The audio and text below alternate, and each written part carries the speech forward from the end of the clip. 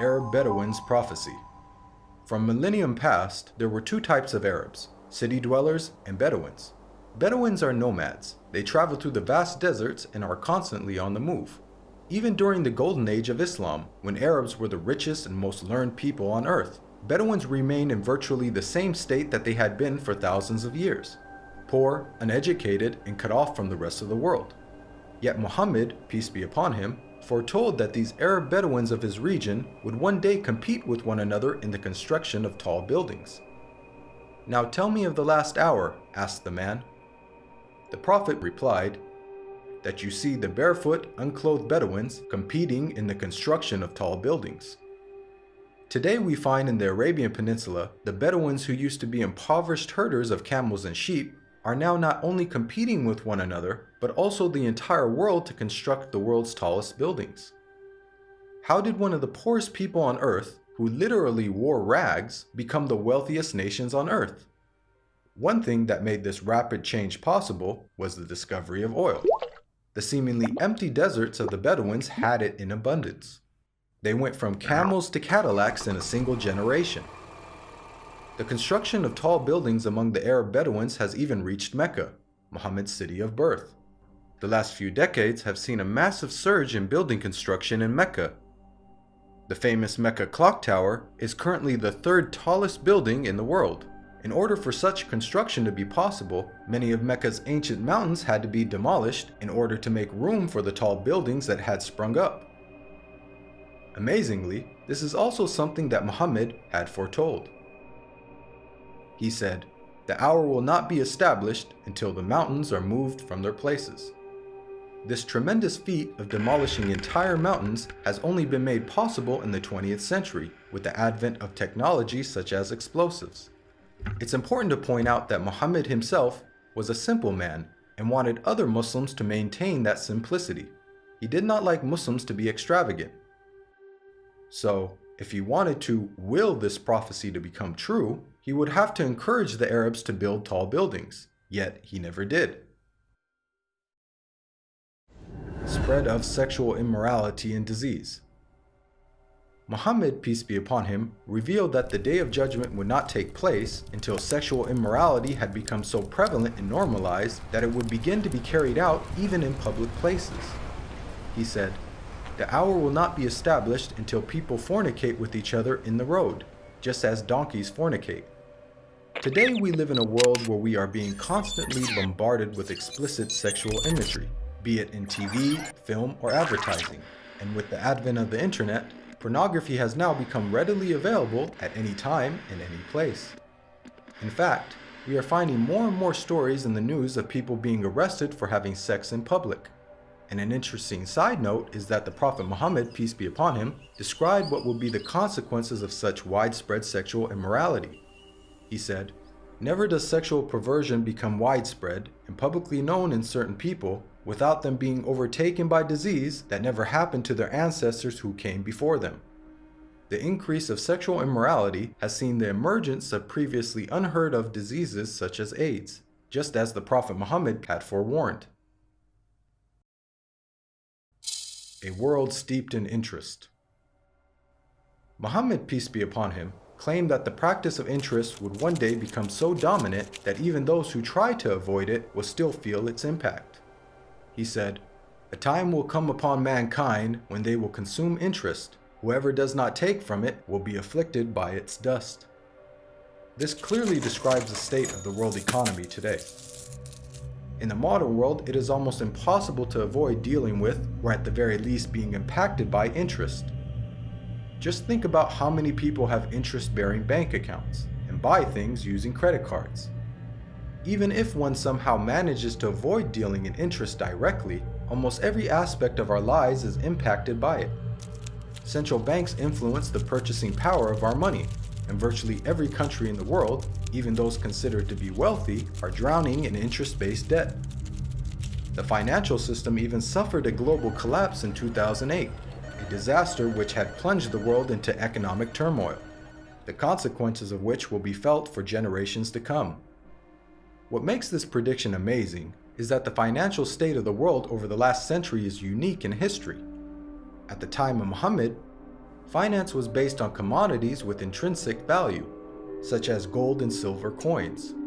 Gold and silver have been used as the most common form of currency throughout history.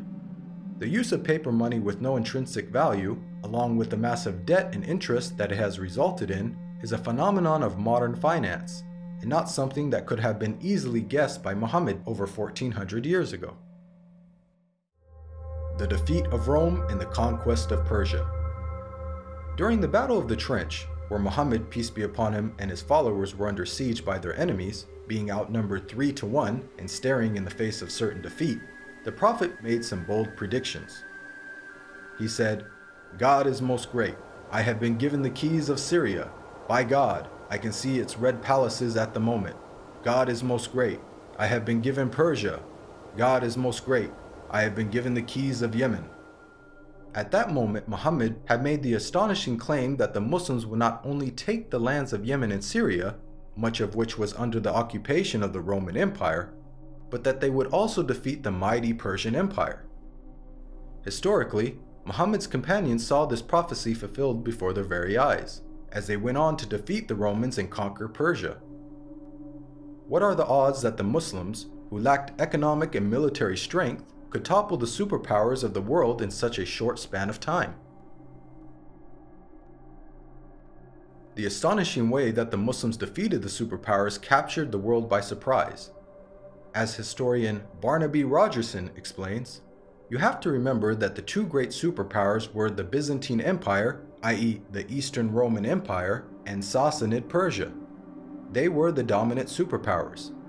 If you're putting it in a modern parlance, it's a bit like the Eskimos taking on the United States of America and Russia. No rational person would have ever conceived of such a possibility. The sentiment is echoed by historians who cannot explain how Islam became such a dominant force so quickly. Professor of Byzantine Studies, Andrew Louth, wrote, "The speed with which the eastern provinces of the Byzantine Empire succumbed to the Arabs remains to be explained by historians." Prevalence of writing. Many of us take for granted the ability to read and write, and the abundance of books that are available in the modern age. However, for the people of the past, illiteracy was the norm, and books were very scarce. Muhammad, peace be upon him, was born into a society in which very few people could read or write. It is estimated that the number of people who were literate in his locality of Western Saudi Arabia did not exceed 17. Muhammad himself could not read or write. Against this backdrop, the Prophet Muhammad made the prediction that writing will one day become widespread among mankind. He said, "Ahead of the hour, the pen will prevail." The Arabic word used for pen here is qalam, which also carries the wider meaning of writing. This perfectly describes our world today, in which it is the norm for people to read and write, and there is an abundance of books, newspapers, and magazines. This has only been made possible thanks to 15th century technological advances, such as printing that took place over 800 years after Muhammad's prophecy. And with the advent of the internet, writing is spreading even more. Anybody with a computer or smartphone now has access to millions of books with just the click of a finger. It's quite powerful that Muhammad, who could neither read nor write, prophesied the spread of reading and writing. The greening of Arabia's deserts. The Prophet Muhammad, peace be upon him, made a bold prediction about the future state of Arabia. He said, "The hour will not begin until the land of the Arabs once again become meadows and rivers." This narration anticipated the greening of Arabia's extensive dry desert environment. As recently as 1986, there was little to no farming in the region. However, over the last 30 years, these deserts have been transformed to grow grains, fruits, and vegetables, thanks to techniques such as center pivot irrigation. This is a process that pumps water to the surface from deep underground reserves, some of which date back to the last ice age 20,000 years ago. Now put yourself in the position of a person living in 7th century Arabia. This region hosts some of the most extensive sand and gravel deserts in the world, with very little rainfall. Could anyone inhabiting such a harsh environment ever rationally conceive of the possibility that one day there would be a plentiful supply of water and abundant crops? This prophecy also makes a claim about the ancient past. Note the words of Muhammad, "The lands of the Arabs once again become meadows and rivers." By saying once again, he is implying that at one stage in their history, the deserts were lush with vegetation and life, and that they will be returning to this former state. Geologists now know that the Arabian Peninsula was, indeed, once filled with meadows and rivers in ancient times. Modern archaeological discoveries have uncovered a number of fossils and conclude that once upon a time, the Arabian Peninsula was much greener and wetter, just as Muhammad had revealed. The rapid spread of Islam and the decline of the Muslims. Muhammad, peace be upon him, predicted that the Islamic civilization would reach both east and west. He said, "God folded the earth for me, and I saw its east and west, and the dominion of my nation will reach as far as the earth was folded for me." History bears witness to the fact that Islam spread rapidly, both east and west, just as Muhammad boldly had foretold. At the time, this was a geographic expansion the likes of which the world had never witnessed. The Islamic Empire was the largest the world had ever seen. The Prophet Muhammad not only informed us about the spectacular rise of the Muslims, he also foretold their decline. He said, "The nations will call each other and set upon you, just as diners set upon food." Someone then asked, "Will it be because of our small number that day?" The Prophet Muhammad replied, "Rather, on that day you will be many, but you will be like the foam on the river." Here we can see that Muhammad prophesied the dire circumstances in which the Muslims would find themselves. He explained that a day would come in which the Muslims would be large in number, but in such a state of weakness that other nations would invite one another to set upon them. The analogy of Muslims being eaten as a meal was given, which emphasizes just how helpless they would become. This prediction accurately describes the radical turn of events that took place in the Muslim world in the 19th and 20th century. Prior to this, the Muslim lands had grown to become some of the most powerful in the world. From the time of the death of Muhammad until the 19th century, the Muslims were economically, politically, militarily, and technologically far ahead of most of the world. Then the unthinkable happened. Nearly all the Muslim world was occupied, colonized, and militarily defeated by non-Muslim nations. Russia had annexed the Caucasus. France controlled Algeria, Morocco, and Tunisia. Great Britain occupied Egypt, Syria, Iraq, Palestine, and India. And the Dutch controlled Malaysia and Indonesia. Of the 50 Muslim countries that exist today, only a few survived occupation, and the ones that did were still subject to colonial masters. All of this is just as the Prophet Muhammad had predicted. At the time, there was an estimated 200 million Muslims, representing 12.5% of the world's population. But their considerable numbers could do nothing to prevent the defeat by their rivals. They were weak like the foam on a river. Again, just as Muhammad had foretold. If we reflect on this prediction, it is quite counterintuitive. If this prediction was guesswork, then it would have made more sense to state that the Muslims would be diminished in number and that would be the cause of their weakness. Yet Muhammad predicted the exact opposite. A paradoxical situation of the Muslims being vast in number but very weak. And it came true.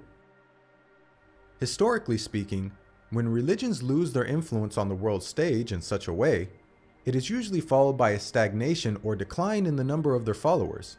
Yet Muhammad foretold the exact opposite with regards to the religion of Islam. He said that it would continue to grow in terms of the number of followers, to the extent that it would eventually enter every household. He said, "This matter will certainly reach every place touched by night and day. God will not leave a house or residence, except that God will cause this religion to enter it." Today we are witnessing this prophecy unfold before our very eyes. Islam is currently the fastest growing religion in the world, with nearly 1 in 4 people on earth being a Muslim, and is forecasted to be the world's largest religion by the year 2070. This is despite Islam being constantly attacked by the media, the colonization of Muslim lands, and the many wars that have been waged in the Muslim world.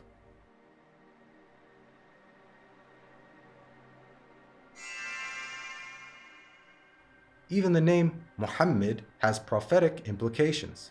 It's an Arabic word that means the praised one. The Quran states how Muhammad's remembrance will be raised. We elevated your mention for you. Since this verse was revealed over 1400 years ago, the Prophet Muhammad, peace be upon him, has been the most praised person in history. Today, not a second goes by without a minaret somewhere in the world publicly proclaiming the time for prayer and saying, أشهد أن محمدًا رسول الله.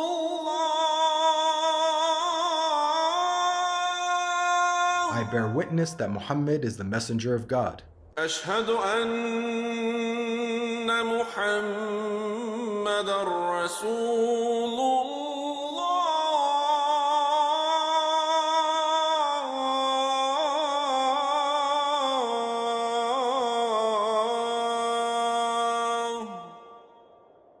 Moreover, the name Muhammad is consistently the most popular name given to newborns across the globe.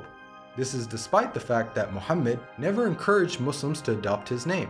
In fact, he said that the best names are Abdullah and Abdurrahman.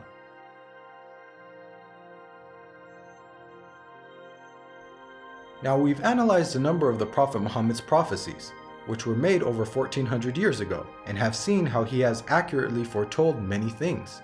Purely from the standpoint of basic probability, for someone to accurately guess about such future events, which spanned across multiple nations in different time periods, many of which were outside the sphere of Muslim influence, to give so many predictions without making a single mistake is utterly impossible.